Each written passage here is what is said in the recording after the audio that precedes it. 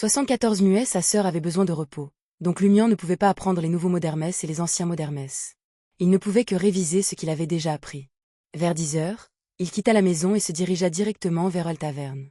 Il avait deux objectifs. Premièrement, il voulait voir si la mystérieuse dame apparaîtrait après qu'il soit devenu danseur et lui apporterait quelques connaissances. Deuxièmement, Léa et les autres étrangers y vivaient. Après l'incident d'hier, ils ne seront peut-être pas sortis aujourd'hui. En entrant dans la taverne, Lumian scruta rapidement la pièce et fut déçu de constater que la place où la dame s'asseyait habituellement était vacante. Avec une lente expiration, il se dirigea vers le comptoir du bar, avec l'intention de demander si les trois étrangers étaient là. À ce moment, le patron de la taverne, Maurice Benet, semblait tout juste réveillé et n'était visiblement pas de bonne humeur. Il avait un nez bulbeux et discutait avec un client au bar. Le client semblait agité, faisant des gestes extravagants et émettant des sons étouffés, mais il ne pouvait pas parler. Muet, Lumian s'approcha avec curiosité et réalisa que le client n'était pas l'un des muets du village mais Jean Maury, le mari de Sibylle Berry. Sibylle était la maîtresse du padré Guillaume Benet, sœur du berger Pierre Berry, et membre de leur petit groupe. Jean Maury n'est pas muet. Lumian évalua l'homme d'âge moyen avec confusion. Ses cheveux noirs étaient négligés et sa barbe était inégale. Ses yeux étaient remplis de colère et de peur.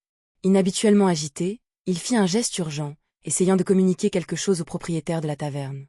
Alors que Lumian pensait « bizarre », il s'est approché du comptoir du bar et a frappé dessus avec un sourire. « Eh, qu'est-ce qui se passe ?»« Maurice, tu as vendu du faux alcool à Jean ?» Il a l'air tellement en colère qu'il ne peut pas parler. « Qu'est-ce que ça a à voir avec moi ?» Maurice Benet s'est rapidement défendu. Il s'est mis en sourdine. Jean-Maurice s'arrêta et jeta un coup d'œil à Lumian, revenant à son air maussade habituel. Il s'est ensuite retourné et a quitté Well Taverne. Après avoir disparu par la porte, Lumian baissa la voix et demanda « Qu'est-ce qui ne va pas chez lui ?»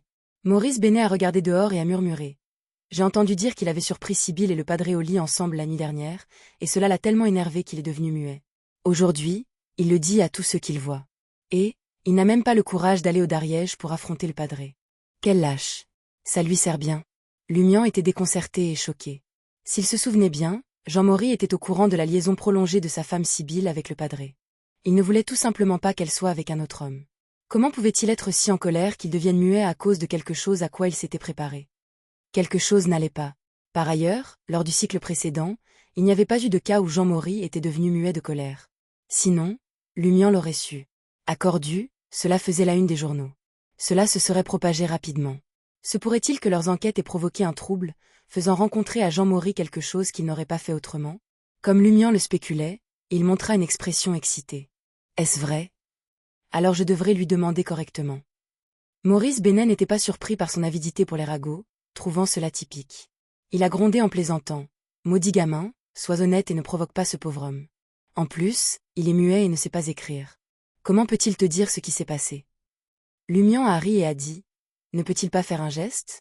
Il leva les mains et serra le poing gauche, frappant doucement sa paume droite. Dans toute la région du Dariège et même dans tout le sud d'Inti, ce fut un geste universel pour l'acte entre un homme et une femme. Maurice Benet jura avec colère. J'espère qu'il vous reste un peu de décence et que vous ne ferez pas de farce à ce pauvre homme. Ne vous inquiétez pas. Je veux juste entendre l'histoire.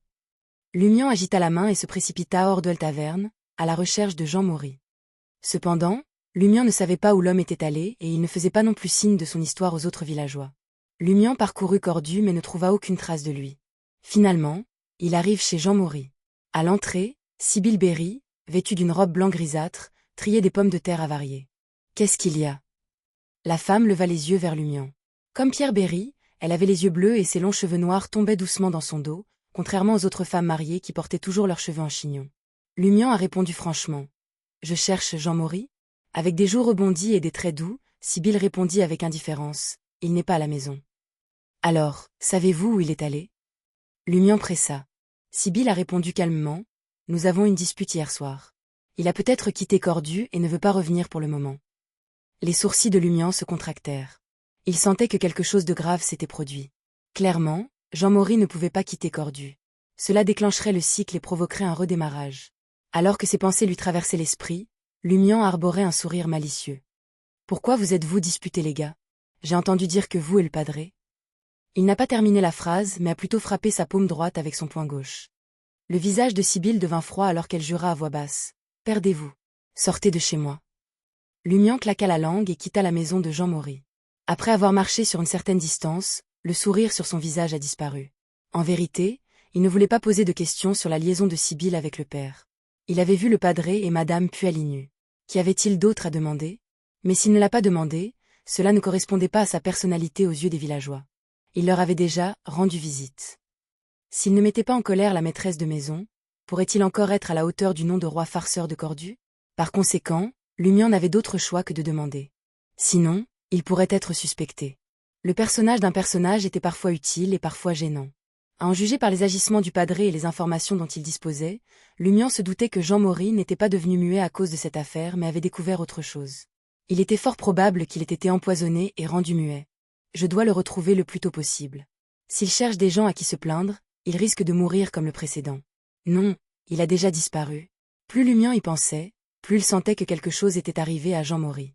Le villageois qui avait mouchardé précédemment à Dariège était mort sans raison. Alors que Lumian faisait ses derniers efforts pour retrouver Jean Maury, il rencontra Ryan, Léa et Valentine, qui traînaient dans le village. Ils portaient toujours leurs vêtements d'origine. « Bonjour, mes choux », les salua Lumian avec un sourire.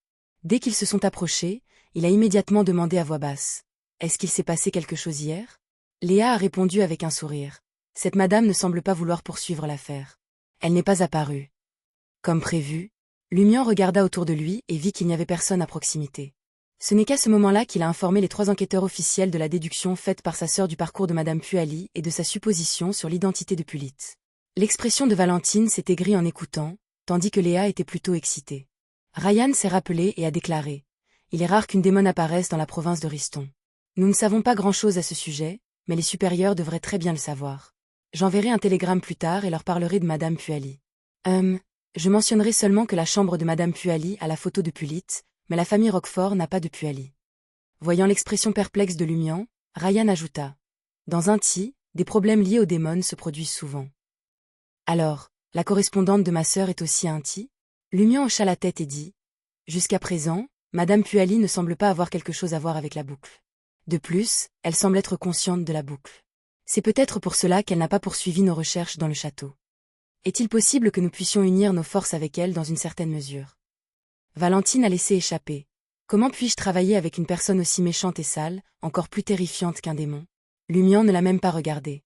Il tourna son regard vers Ryan et Léa. Voyant qu'ils étaient quelque peu hésitants, il essaya de les persuader sérieusement. Une coopération limitée, uniquement dans la boucle. Lorsque cette foutue boucle sera résolue, vous pourrez la gérer comme vous le souhaitez. Vous pouvez même lui en parler directement. Je crois qu'elle peut le comprendre et l'accepter.